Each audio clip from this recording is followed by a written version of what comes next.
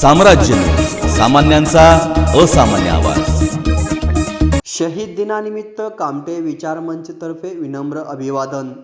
शहीद भगतसिंग सुखदेव राजगुरू या शहीदवीरांना 23 मार्च 1931 रोजी इंग्रज सरकारने फाशीची शिक्षा दिली।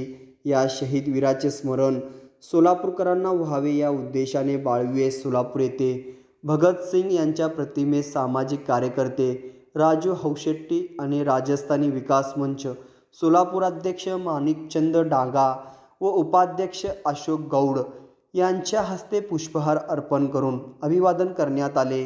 या प्रसंगी प्रमुख उपस्थिती नगरसेवक विनायक विटकर, शहीद अशोक कामटे विचारमंच अध्यक्ष योगेश कुंदूर, ओमसाई प्रतिष्ठानचे रुपेश करपेकर, प्रसाद बुद्दूरकर, राजेश वर्दीकर, गणेश बुद्दूरकर, दिनेश दांडगे, नितीन भांडेकर, राजू पालकर आदी मान्यवरांच्या उपस्थितीत भारत माता की जय घोषणा देण्यात आल्या।